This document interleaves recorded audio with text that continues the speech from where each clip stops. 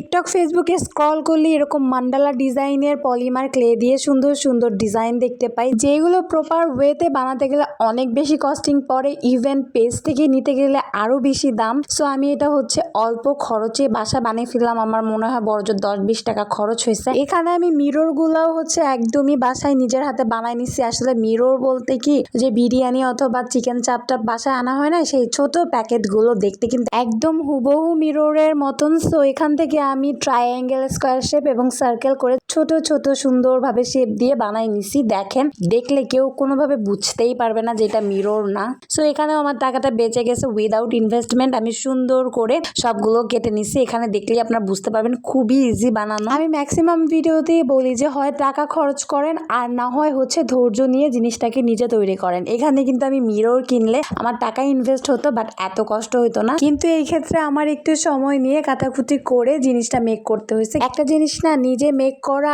আর বাজার থেকে দোকান থেকে কিনে আনা, এই দুইটার মধ্যে না আকাশ পাতাল ফারাক। কারণ যেই জিনিসটা আপনি নিজে বানাবেন ওইটার প্রতি আলাদা একটা ভালো লাগা কাজ করবে, মায়া কাজ করবে। যাই হোক, এবার আসি পলিমার ক্লের যে বিষয়টা। এখানে আমি মোটেই পলিমার ক্লে ইউজ করি নাই। এখানে চকের গুঁড়া, এখানে সম্ভবত আমার 10 টাকার মতন চকের গুঁড়া লাগছে, কিংবা আরো কম। আর এই চকের গুঁড়াও আমি এই কাজের জন্য কিনি নাই। আমি যখন রুম পেইন্ট করাইছি তখন পুটিং এর জন্য আমি চকের গুঁড়া কিনছিলাম, সেটাই বেঁচে গেছিল। ওখান থেকে আমি কিছু অংশ নিয়ে তার সাথে হচ্ছে ফেভিকলের গ্লু গামটাকে মিশায়ে একটা খামি তৈরি করে নিছি, আর সাথে পানিও মিক্স করছিলাম। আটার মতন একটা ডো তৈরি করে নিছি, আর এখানে আমার ডিজাইনের মতন সুন্দরভাবে শেপ দিয়ে বসাই নিছি। আর এটা সবকিছু কমপ্লিট করার পর না শুকাইতেও বেশি টাইম লাগে নাই, 10 থেকে 20 মিনিটের মধ্যেই শুকায় গেছে। এরপরে আমি হচ্ছে আগে সুন্দরভাবে হোয়াইট অ্যাক্রিলিক যে কালারটা ওইটা বসায় নিছি। কারণ যে কালারই আপনি করতে যান না কেন, আগে সাদা একটা কোট দিয়ে নিলে ওইটার উপরে কালারটা খুব ভালো বসে। তো সব জায়গায় আমি একদম সাদা রং করে নিব। আর সাদা রং করার পরে না দেখতে ঠিক এরকম লাগছে। দেখুন, খুব একটা খারাপ হয় নাই।